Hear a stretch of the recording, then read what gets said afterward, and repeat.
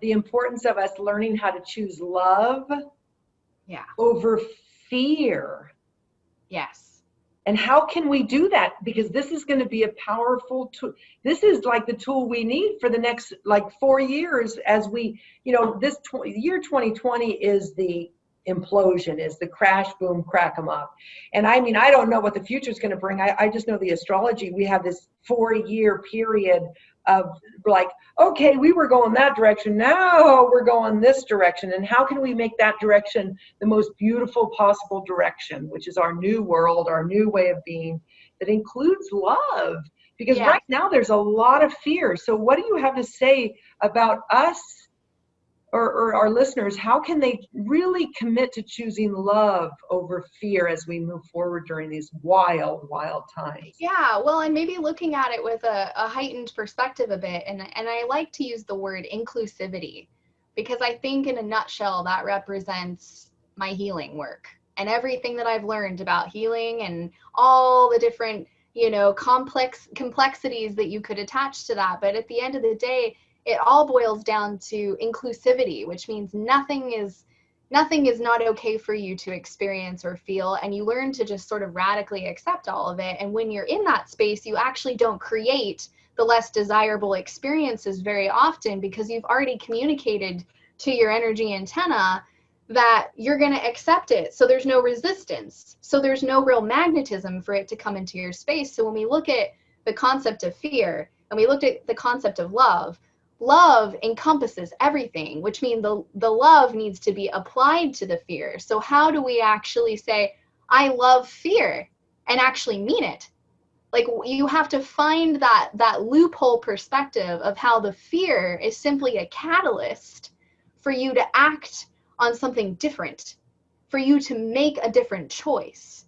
So when you learn that fear is actually just the body's physical system saying, hey, this was designed for you to run from being attacked, and it's supposed to be something that you experience in really minor bursts throughout your life. It's not intended to be something that you're running as a constant in your body.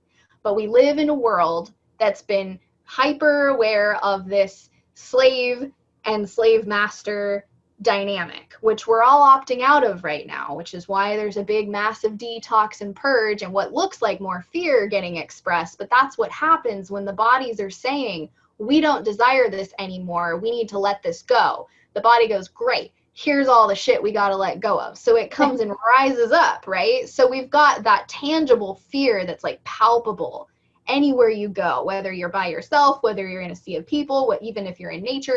The fear collectively is just so palpable, because we're learning as sensitive beings on this ascension journey of becoming more empathic. All of us, we're learning to not be afraid of what the fear ignites within us. We're learning to really just show up and be present with that fear. And when you do that, you put love onto that fear vibration, and you disconnect the body from thinking that there's only fear. So they've used fear as a constant in our reality to control us, and it's worked. It's been very effective, because it's an emotional trigger that sort of paralyzes people, and it stops them from really feeling into their true empowered state of being that they are naturally, regardless of their background, their culture, their age, the religion. None of that matters. Everyone gets to choose those things for themselves. They get to choose what feels good, what feels right. And our only job is to really constantly be revisiting our truth individually and take care of our own needs. And then we can coexist and be unified. But the problem is that we're in a society that's using the fear to try and project onto us this idea that we have to try to control everybody else around us and judge whether they think something different than we do, or they believe something different, and we have to convince them so we can all think on the same page. And that has nothing to do with how this universe works. In fact, if you look at spirit guides and you talk to them, they all have different opinions. It's like a round table discussion, and they're not trying to overpower each other and talk over each other, and one's right or wrong. They're just like, here's all the perspectives that we have. And you're like, cool, I'm just going to look at all of those, and I'm not even going to pick one. I'm just going to sit with all of them. And that's like a really high vibrational way of viewing the world, is you can take one thing and turn it around and look at it 100 different perspectives. But can you gift yourself the balancing act of saying, wow, look at all those perspectives. Love it. Love all those different perspectives. And you don't have to walk away being like, but this is the one that I really need to, feel in my body, because what happens is it slips into attachment. And now this becomes like sort of like glasses that you're viewing the world through, and you're going to slip up and judge other people for having different beliefs. So that's a really radical, down the rabbit hole, high vibrational plan for people who are ready for that information. I love it though. It's awesome. I don't expect newbies to really be able to get that right away, but just planting the seeds here for everyone who's tuned in to consider that you are quite capable of holding all these perspectives without choosing one over the other. And you can say it's not this or that, it's this and that, because that is the truth of how the universe works. That's why when you seek a psychic and you say, hey, tell me about this one thing that happened, what is your perspective? And you ask another psychic, you're going to get different perspectives, and they're all true. So it's really hard to put that into language, because we've been so mind controlled into thinking that there's a right or a wrong, or everything's black or white, and it's really not how the universe was designed. Everything is very fundamentally neutral, and we're just meant to be here and experience those things and sort of feel into our power by playing with different perspective shifts. So when that comes to how you view yourself, that means you need to have a playful approach to everything. Even when it comes to some of the trauma that you've experienced, can you find something that feels good in your body, a story where you're still admitting what happened, but you're giving yourself the full picture of how you went through that and arrived at a different level of being through that trauma. And now that's your story that gets to take home in your body, because that frees you. It feels good. And it actually allows room in your antenna, in your energy field, to create and receive. So the art of being able to see all the different perspectives simultaneously, or just being willing to engage in that, actually frees yourself from this kind of limitation that we've been taught is the only way to look at something. That is so awesome. I even like to say that whatever you are so strongly believing in, find someone else that believes just the opposite, and have an open dialogue with them. Yes. Actually, what you have to do, because they probably don't want to hear your perspective, but since you're very clear on your perspective, go find the other person and just let them give their perspective, and be willing to take it in without any judgment, and be like, oh, that's interesting, Yeah, and because we're so programmed and we're just now kind of learning the art of deprogramming ourselves through that experience, like in that exact description you just gave, what you might notice is that initially your body's really triggered. Like you're hearing what they're saying because they believe it so fully, and you're just going, this doesn't resonate. This is not true. So you have to really tune into your body when you're experiencing that. And so instead of being so drawn and attached into their body and what's going on, really be mindful of, where am I feeling this in my body as I'm witnessing and observing them speaking, and those energies are hitting me. And what you'll find is there is a lot of judgment that happens naturally. But if you just allow that to be okay, and you sort of humor yourself through it, like, oh, wow, look, I initiated this experience and yet my body is still judging it, like, hilarious, and you just notice, like, oh, my throat feels really weird when they're talking, or, oh, I'm feeling it in my gut, or I feel sort of attacked. Tend to yourself.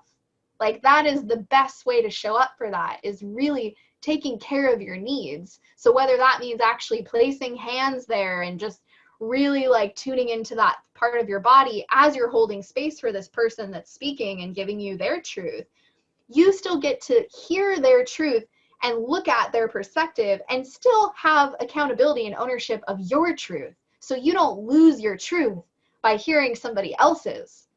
And I think that's something that's really tricky for people right now, is they sort of feel like because they lose their space, or they're so triggered by something that isn't their truth, they try to shut it down. So if they say, oh, I just can't deal with this right now, and they walk away, and if you're that person, you've got to learn to recognize that you did that because you couldn't handle the feelings that it was trudging up in your body, which really has nothing to do with that person or their opinion. It's just your body's way of saying, hey, you're holding on to all this gunk here that really needs some attention so you can let it go. So you could actually go do a lot of healing on yourself just by going and finding somebody that has an opposite perspective, yes. letting them tell you, and then just observing what's happening inside yourself. Yes. Yes. And the coolest thing about that practice, if you are willing and brave enough to show up, with somebody and actually have that conversation, as you're releasing things out of your body. So you just being like, oh, wow, I'm feeling this restriction in my throat right now. And you breathe. You're moving the energy out. Well, guess what? The law of nature works with the symbiotic ripple effect, right? So you clear your throat, and now this person that's talking to you might have no idea that you're doing this work on yourself, and that's okay. Maybe they do, but they're going to receive the healing in the same vibrational match. I love it.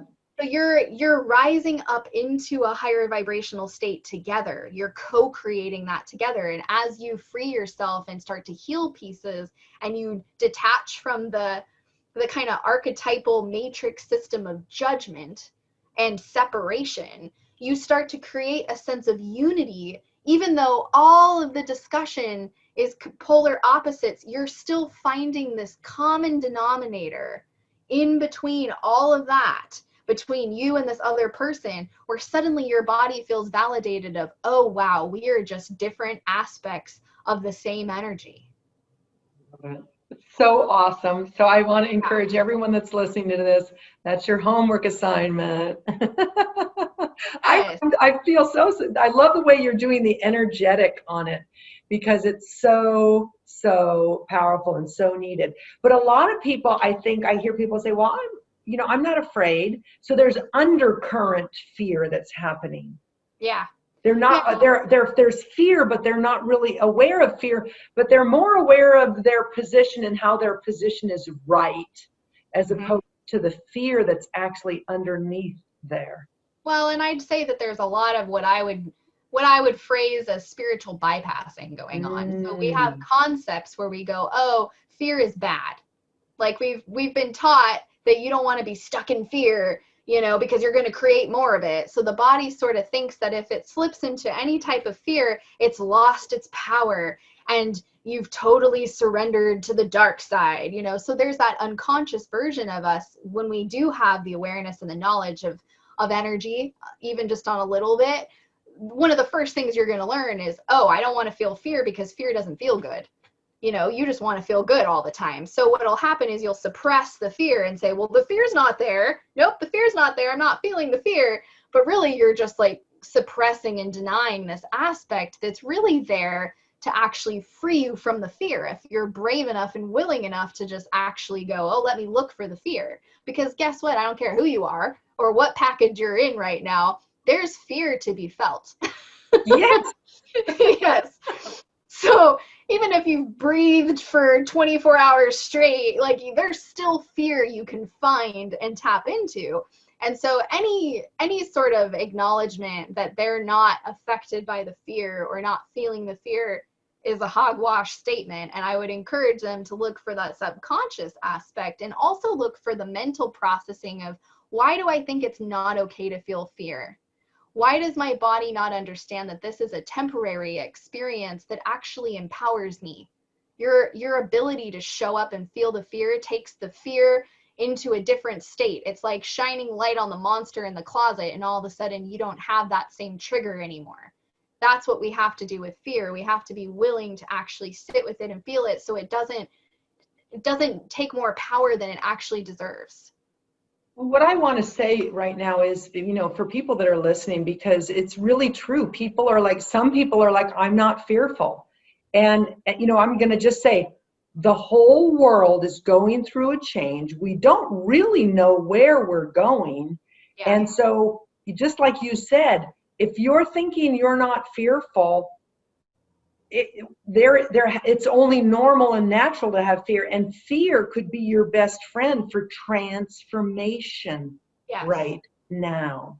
Yes. And the way I feel right now is like we're going to be, well, anger. There's lots of anger actually instead. And so if we keep on being in anger during these times, we're going to miss out on the transformation that pulling back and actually feeling the fear has to offer us. Yes.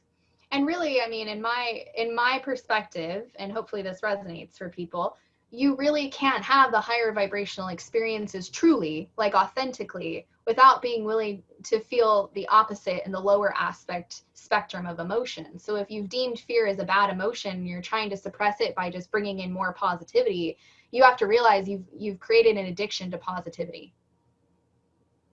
And that it's kind of a false Band-Aid fix that's not really real. And it will run out of juice where suddenly the things that you were using to kind of overpower the fear, it just won't work anymore. And that's because you've sort of hit a wall where your body's trying to get you to understand that you have to be all-encompassing. Every single thing you ever feel is okay and perfect. And really, if you allow yourself to feel anger, what'll happen is that anger expression, that anger moving through you, will catapult you into the opposite, which all of a sudden you've got like this happiness. And you're like, where did this sort of happiness come from? Well, it's because you were willing to go through the anger and give it a voice for a moment, give it a piece of expression, circulate the energy and move it through you. And now you've sort of Band-Aid, rubber band yourself in the opposite direction. And now you have this experience, but even the feel goods are temporary. Right? So we can't get attached to, oh, I'm feeling good. Today I'm feeling good. And then we wake up the next day and we're like, oh shit, I lost it. And that happens a lot. There's a lot of people that I cross paths with that have this, kind of nutshell explanation of how come I was feeling so good. And then all of a sudden it was like, boom. Boom. And that's because that's part of processing. That's part of this massive ascension purge that we're all going through. It just looks like ding, ding, ding, ding, ding, ding, ding. And that is normal. That's exactly what we should be feeling. And if you're feeling kind of just me, I would encourage you to change things up in your reality, because there is absolutely a part of you that is avoiding feeling. So this is really that acceptance of emotions do not control you. And people don't understand that. We've been so fearful of these negative emotions that we avoid them at all costs. And then they build up and build up, build up. And now we've got this like huge closet of enormous emotion, and it's getting expressed through you in everything that you're doing. And so rather than having that impact on yourself and on the world around you, it's better to just allow it to occur. And what happens is it occurs in shorter intervals. So when you allow yourself to feel in this sort of pattern of just whatever arises, love it, show up with it, be upset, cry, wail, scream, punch a pillow, like do whatever you need to do to get your needs met and show up fully to that, you might have an experience of that emotion for like an hour. And then following that, you sort of get in a weird kind of floaty space of like, okay, I created a change and my body's trying to initiate this. And then a few hours later, you might be like, wee, I'm having a great time. So if you allow yourself to show up with full acceptance and willingness to be present with that, it takes the transition period of that growth and the uncomfort into a shorter time experience. So instead of having like a week-long flu bug, you have it for a few hours because you're not afraid of it, because you're like, oh, this is what I'm experiencing right now. So that leads us right into the next thing we wanted to talk about, which is personal power and receptivity, the importance of receptivity. So I know you have a lot to say about that as well. Yeah. So it's interesting because there's a lot of talk about manifestation and how the laws of the universe work. And, there's a lot of laws of attraction talk that's been just blasted through all of our mainstream media. But really the piece that isn't being addressed, that is a huge player in manifestation, is our ability to actually receive. So if we're saying, okay, I have this manifestation and I'm visualizing it and I'm imagining myself there with it, and I keep asking for it and tending to that manifestation every single day, And what happens is people get really frustrated and think they're doing something wrong because it's not showing up in their reality. And they're like, well, this is weird because I followed, the protocol. I did all 4 steps or whatever. And they're not actually seeing any manifestation of that showing up in their reality. And here's the reason why.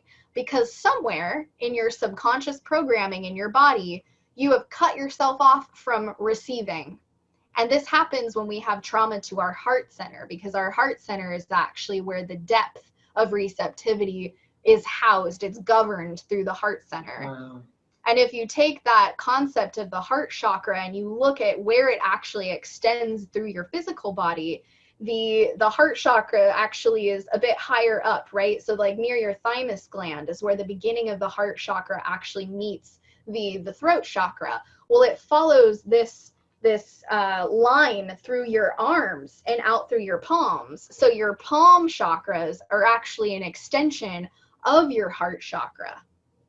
So when you're out and about and you're doing things, or you're picking things up and touching stuff, what you're doing is you're running that energy through your palms, connecting it into your heart center, and really feeling into that energy exchange. So I thought, when we're talking about receptivity and how to really heal that within yourself, it's important to first know that you're not just receiving in the 7 chakras that run, vertically down the body, but we're also looking horizontally from the arms being out straight, kind of like that Da Vinci Code, visualization of the man, right? Yeah. Your hands are genuinely extensions of the heart. And so whatever you're doing with your hands really needs to be cleared and cleansed, because if you're doing so much all the time with your hands, or you're picking up on stuff that doesn't belong to you, now you've got sort of clogged energy going here. Well, what does that mean for your heart chakra? Now it might be running through the arm channels and sort of blocking and creating a bit of a heart wall with your heart chakra, which isn't all that uncommon, but it will limit your body's ability to say, yes, I'm open to receiving, or yes, I deserve this to receive into my world. This is an emotion I deserve to receive. So over time, in very little ways, this energy block can build up and create this huge disconnect between your body's ability to actually receive the things that you desire, or receive the things that you actually are quite capable of getting into your reality. But your body is radiating out this information that says, I'm overwhelmed, I can't receive this, there's blocks here, there's no room for this information. Or maybe it's simply that I don't feel worthy of actually receiving that. So it has to go back to a bit of trauma study, where in your childhood were you denied the ability to actually receive something? Maybe you're somebody that resonates with being a giver, and you give a lot, and you sort of have this expectation to be able to receive as much back, but you block yourself from it because you don't really feel like you actually are in that space of self-empowerment to actually take the magnitude of what somebody is giving you. And I think the perfect example of this is noticing what you do, because a lot of it's subconscious. Notice what you do when somebody gives you a compliment. Right. Do you actually say, thank you, yes, I do love my hair today, or do you go, oh no, it's just my hair, It's like people immediately have this reaction where they shut it down. And that's my big clue. When I first meet someone, I'll notice if that's going on, and it gives me insight as a practitioner to really look for where do they not feel like it's okay for them to receive, because this little nugget of information actually says a whole lot about what your energy is doing in and around your body. And it's very limited, and it's not really accurate of who you are and what you're capable of actually creating for yourself. You've just got to learn to get out of your own way by working on a higher level of receptivity. Well, and the first receptivity to create is this. Yes. And this. Yes. And this. Mm-hmm. Like that, this is so beautiful how you said these are your antennas of receptivity, and we've just blocked it through here. And I actually teach women how to make contact, and so this is that closes the gap Yes. You know, when you start learning how to be kind physically to yourself with your hands, you energetically just totally shift the whole paradigm. Yes. I'm going to Yeah. teach women literally how to self-pleasure themselves, you know, through Yeah. the yoni egg. And it's like, this is exactly, that is like the fastest way to change the energy, is to take your hands and just hold yourself energetically. Yes. Yes. And so it's interesting because there's a lot of expectation for people to receive those high love exchange moments with people outside of themselves. And they, you know, oftentimes people have the reflection of how people aren't treating them the way that they want to be treated, or they're putting a lot of effort, a lot of energy, a lot of healing into other people, and they're not getting it back. And so when that dynamic's going on, there's almost always, like nine times out of 10, a block to receiving going on in the body. And so really that looks like, okay, if I can give myself what I need right now, then I change my vibration. I change the way my body is programmed into believing that I don't get to have those things. And the more I allow myself to receive my own healing and my own energy, that sets a new foundation for how other people treat you. And what's really bonkers to go through is to do that work on yourself in the midst of having people around you that don't really know that you're doing that. And you'll start to observe the changes through those experiences where all of a sudden somebody who maybe was kind of terrible to you in the past is like, oh, you're looking really nice today. And you're like, what? And so you change the way your vibration is, Yes. and it changes the way that people sort of respect your energy. Yes, yes, because you're actually holding your energy as sacred in your own personal relationship with Yes. your energy. You know, I have an acronym for hands: healing, awakening, and nurturing, done sensually. That's Ooh, I what like that. hands are. And Yes. so, yeah, but you just really explained kind of the science or the energetics around the hands and the importance of our hands and what we do with our hands. And Oh, when we, yeah. And before I forget, I think it's cool to leave a tool here for people on how, because I said you want to clear the energy in your hands like regularly. And here's some simple ways you can do that. If you're a sage person or burning, you know, any sort of incense, you can just hold your palms over that burning incense and let it really clear out the chakra. The one that I use most commonly, and in between clients and things, I'll go into the bathroom and put my hands under the running water, because the water is really just a great filter. It'll just pull things right out of there and it'll replenish the energy. And it really, the water energy supports emotions. So for somebody like myself that's constantly feeling like the triggers for me are emotional more than anything else, it's nice to pair that with a healing with the actual water sensation, because it gives your body like a nice self-love act in addition to clearing it out. And so usually I'll just run my hand under the water and I'll just breathe and just imagine like filling that chakra up with different colors. I like to do color therapy. So it's like imagining your hands are just gold and then go through red, orange, yellow, green, pink, purple, blue. And I like to just give my body and my hands that healing. And what happens is you start to become more sensitive in a way that your body actually can read the energy of what you're experiencing. So what does that look like? It's like when you feel something and then all of a sudden you just know what it was. And so rather than just feeling and being like, well, I'm just feeling all the things, you're running that energy because it's clear, because the channel is clear. You're running it through the arm channels, up through the center of your head, where your crown and your sixth chakra, your third eye, are working together harmonically. And they're going, oh, good, look at how we can just use our knowingness that comes from the crown and our seeing ability here, and we can combine the information instantaneously. So now you've got this, oh, I'm feeling this. You know, if you're a practitioner and you're working on someone, you go, oh, I'm feeling this energy over their hand. And now the body goes, and then it's like, oh, it's her mom's energy. wow, I love it. I love So it. you can start to read energy in that practice, you know. So start somewhere. Start with just the acknowledgement of needing to clear it and making that a routine. And then you can advance yourself into, okay, let me see if I can read things with it, because it's really fun to activate that intuitive knowing. So what I've been doing, because people are washing their hands a lot now these days, right? It's the in thing to do, wash your hands, which is a good thing. So what I've been doing though is washing my hands and then calling in my higher self as I wash my hands. Yes, yeah, that's a great way to do that. But I think I need to bring in more of the awareness that I'm actually clearing my chakras and pulling in my higher self too. Yeah.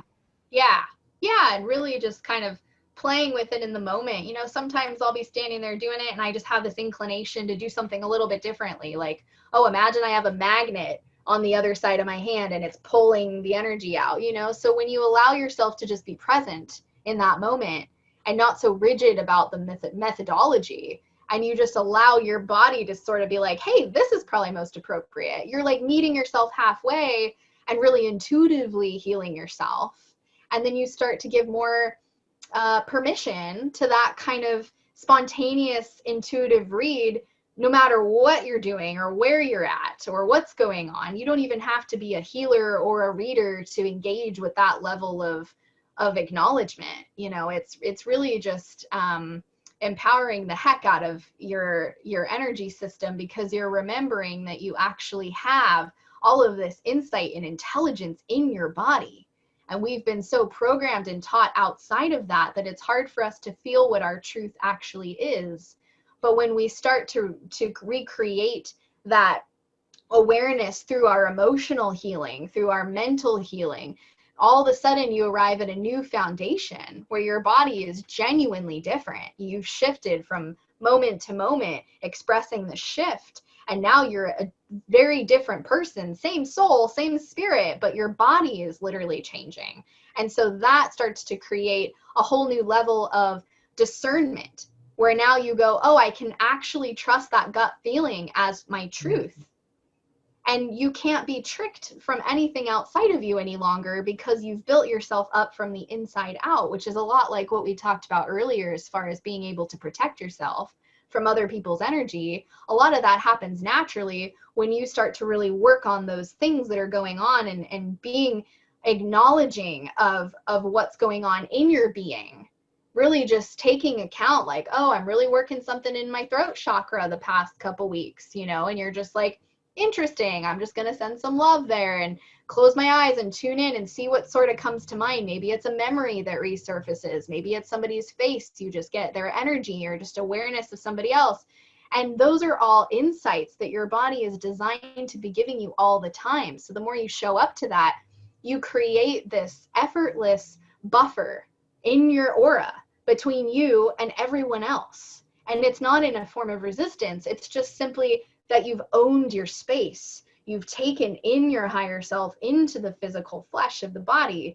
And now you've created this like radiating data of information that's really not penetrable, except for in the places that you're holding a lot of trauma or wounds. So anytime something does come in, it's not happening because you've made a mistake. It's not happening because you deserve to be punished. It's happening because your body wants you to know that you have an energetic match to that information that's coming in, and it wants you to know that, so that way you can free yourself and have awareness that that's even there, and you release it. So when people think, oh, I'm feeling everybody else's stuff, you're not. You're actually feeling your own shit. You're just not aware of it. And when you spend time with that person, it lights you up, and all of a sudden you're feeling all the stuff, and your brain thinks it's this other person's energy because they trigger that in you all the time. But really, it's a gift in disguise. It's there to say, hey, pay attention. You got all this crap going on here. Doesn't mean you have to choose to spend time with them all the time, but at least take accountability for the fact that that's actually your stuff that you're being hyper aware of because it's so uncomfortable. And rather than being stuck in the discomfort, really just tending to your needs and giving yourself whatever it is that you need. If you need to exit being with that person to deal with that, great. If you can deal with it in the moment, great. Like, it doesn't matter. There's no right or wrong, but the best way to respond to that is not to get in judgment about this other person, to not get into judgment about yourself for losing your boundary. It's really just like, oh, this is an opportunity for me to really clean this out. Thank you, body. Thank you for showing me that I had all this stuff I was hoarding. That's so beautiful. And that is the true gift of relationships. Yes. They get to show us on a big level who we actually are. And if we don't get that, if we aren't aware of that, we're missing all the opportunities. So yeah, our relationships are our biggest gifts for us to get to know ourselves better, basically. Totally. Yeah. You know? And everyone, and I look at everything as like a walking trigger. Yeah. You know, and I don't mean that in a negative way, because sometimes you get triggered into action and into inspiration, and you feel like, you know, just by spending time with someone, your vitality is like off the charts, you know? So there's triggers on both ends of that, you know, range of emotion, like we talked about earlier. So it's like recognizing that everything is there to mirror back to you something that needs to be addressed within you. And sometimes it's really fun. Sometimes it's blissful as hell. And sometimes it's really, really painful. Yeah. And so all of that is part of being human and part of the experience that we all really wanted to have, because when you transition off this planet, you lose the depth of emotional feeling. So our guides don't have the same range of feeling in their physicality. They might take physical form in certain aspects in different dimensions, but they don't have the same range of emotional depth as we do here on this planet. So for that perspective to really make sense to who we are right now, it's important to acknowledge that this is not meant to be easy. This is not meant to be something that you can just breeze through without any real challenging aspects. It's meant to be challenging, because through that challenge, you see the depth of who you really are and how capable you really are. And then you get to learn the art of really loving yourself and recognizing that you are source energy. You are a manifestation split off into many different bodies, and you are just one of them.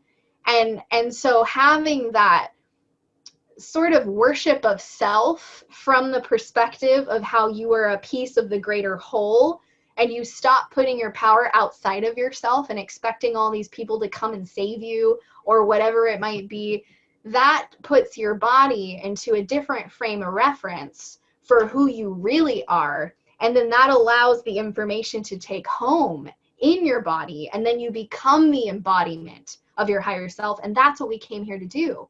So our guides aren't here to take that away from us. They know that it's designed for us to go through all these initiations and go through the intensity of emotions, because it's a unique experience. It's one of the only ways for us to go through the depth of the lower aspects and then rise into the higher aspects. It's part of the schooling that we've opted into on behalf of our own soul growth, and also to set a new standard for the planet going forward.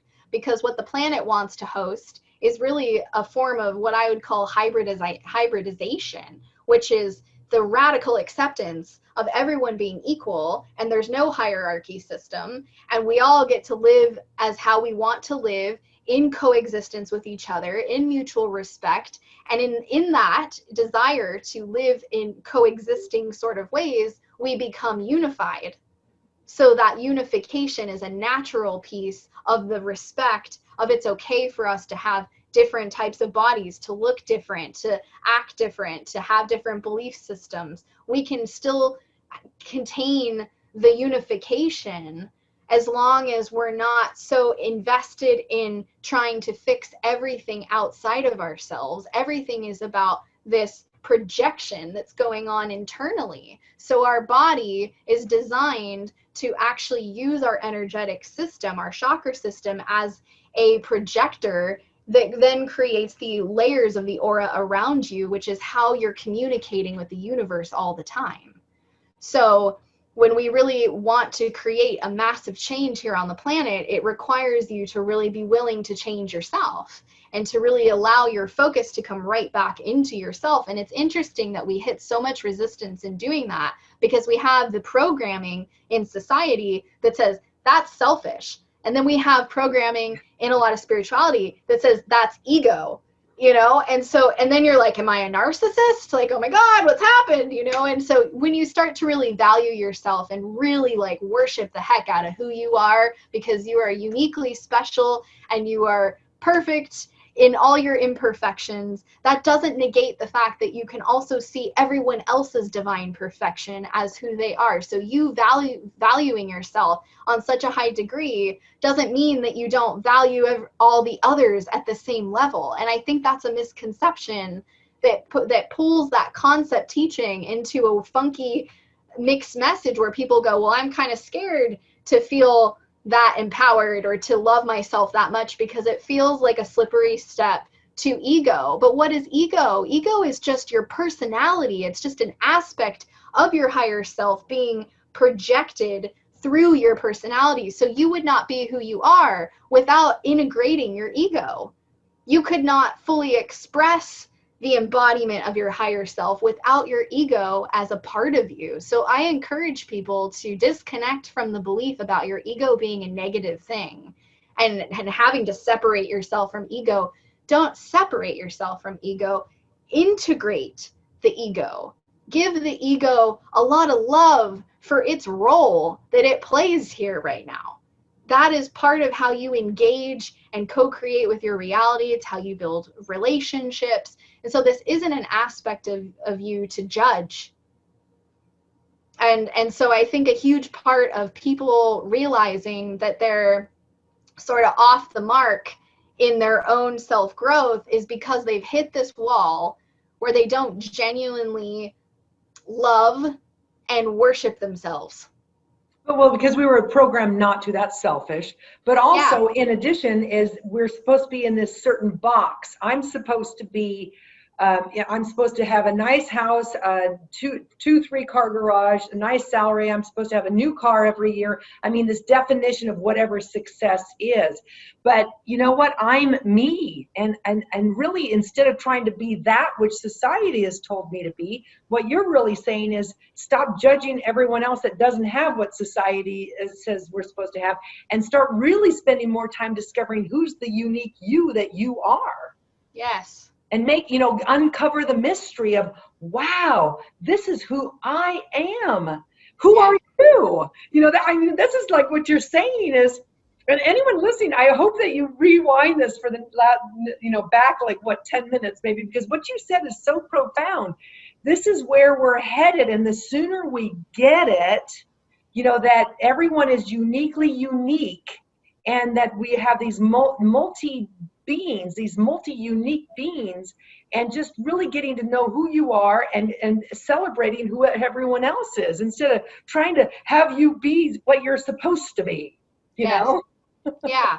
In a lot of ways, it looks sort of like what I would say is like a radical acceptance, acceptance of what is and trusting that Source knows what it's doing. Source has created all these varying levels of beings for a reason.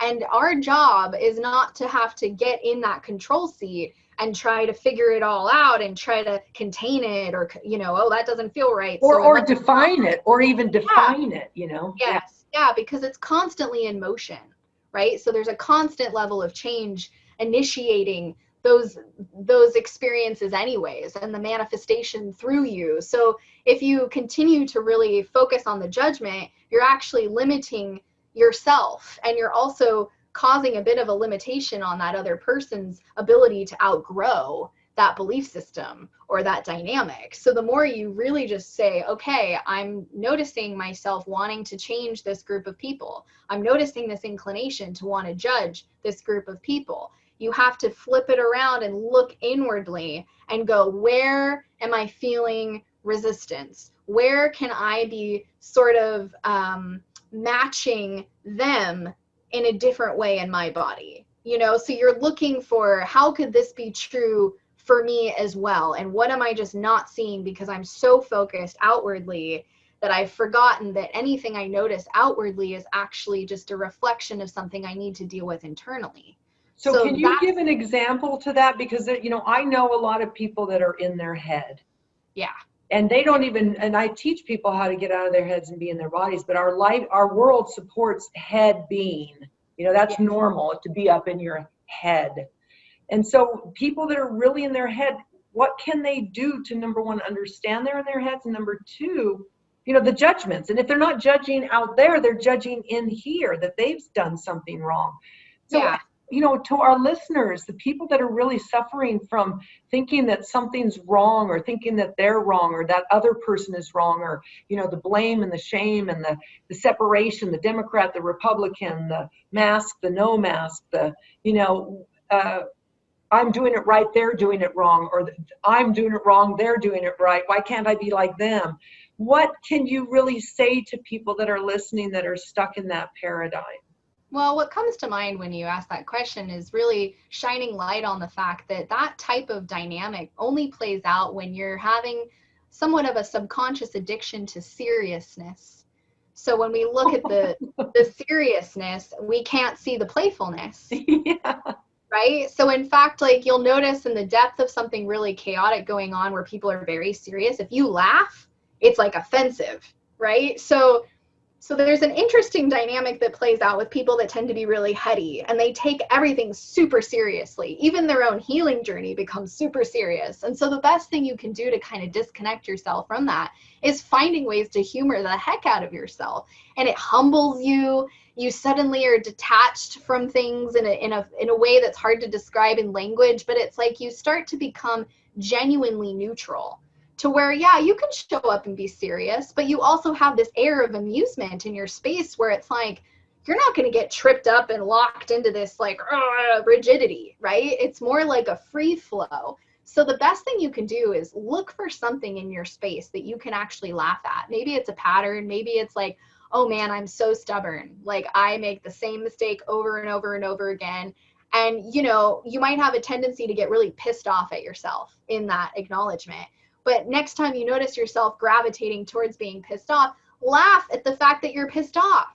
Like, laugh out, like almost like you're the adult outside of looking at a child who keeps making the same mistake over and over and over again. You would giggle and you would hug that child and be like, it's okay. We all make mistakes. Like, you have to treat yourself as almost like two different versions of you just to get through the healing.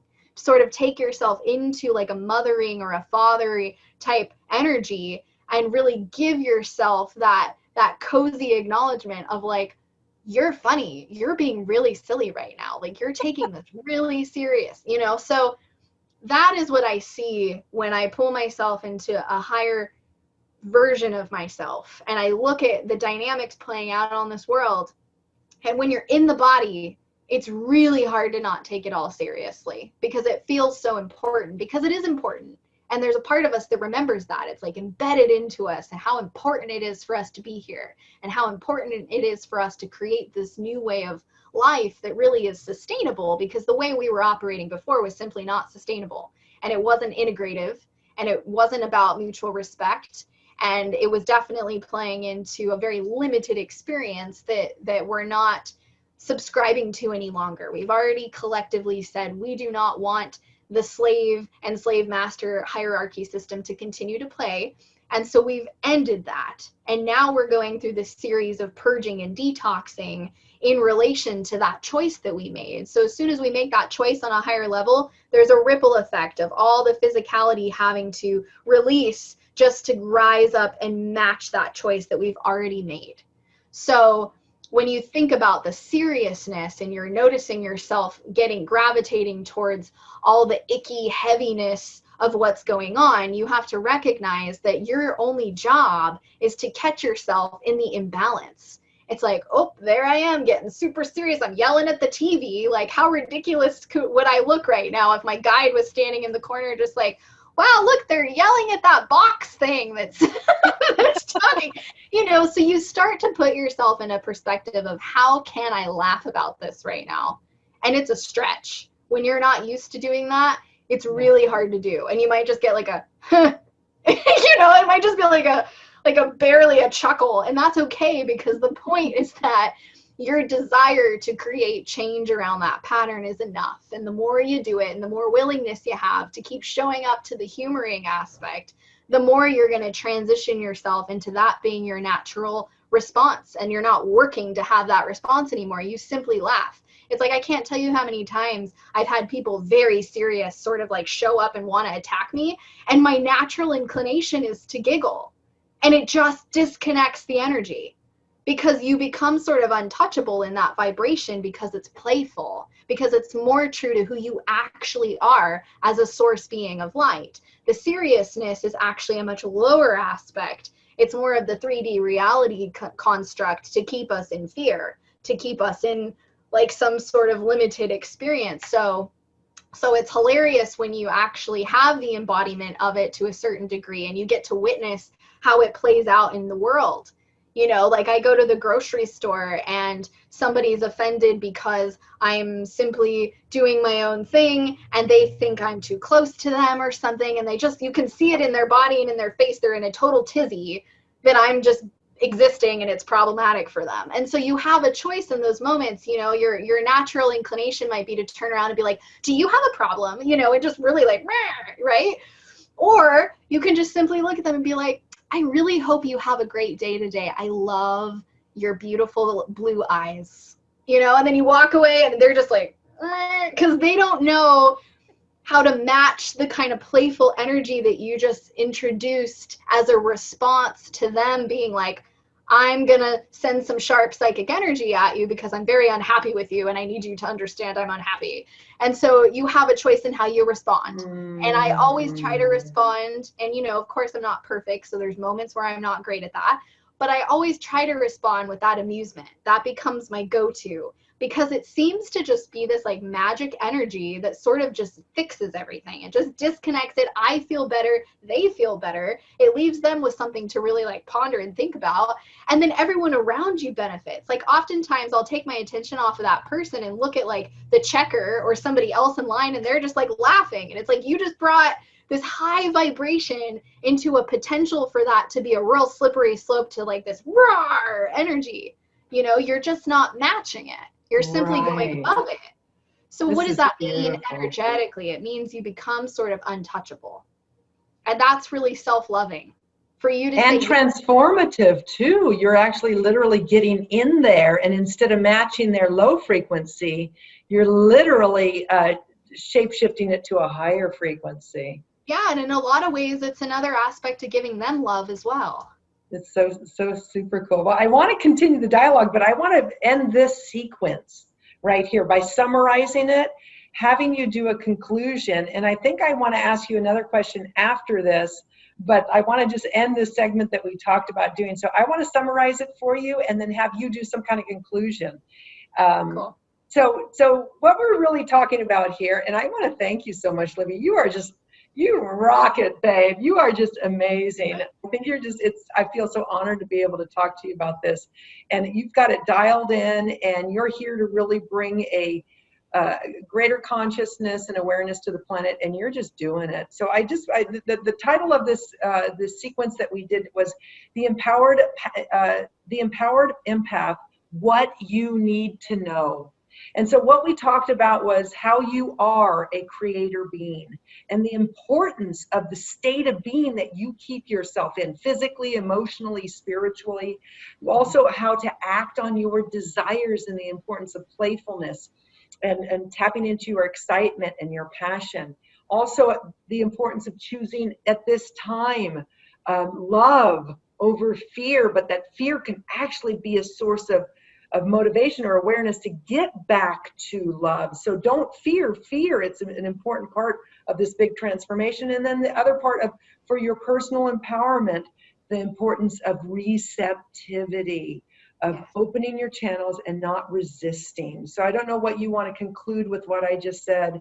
Well, I think all of it really, can be broken into a simple concept that really is not simple in the embodiment of it because we've been so programmed in the opposite. So getting back to our baseline is actually a whole thing. It's a whole journey, and yet it's who we are. And so really remembering that we are this vibrational co-creator here, that the true frequency of our embodiment is love. So all those things we touched on are really just another way of looking at self-love in ways that our mind can kind of process. So if we just say, oh, the only answer for you tonight is just to really look at, you just need to love yourself more. People are like, what does that mean? How do I do that? Is that something I feel? Is it just a concept? Am I intellectualizing it? And so I think really acknowledging that that is the truth. The truth is that love is the vibration and the frequency that overpowers everything, because it's who we are. It's what this whole experience here is really founded on. So anything that's not in the vibration of love can no longer exist. And that's what we're separating from. We're literally experiencing it all together, witnessing the collective shift out of anything that is not a true aspect of unconditional love. And you can start that in your own reality, in your own healing, and take accountability by working on that with yourself. So every time you make a choice, acting on your passion, acting on your highest excitement, acting in a playful sort of way, you're circulating energy in your energy field. And really, that's an act of self-love. That's giving yourself what you need to free yourself from whatever is limiting you or binding you into uncomfort.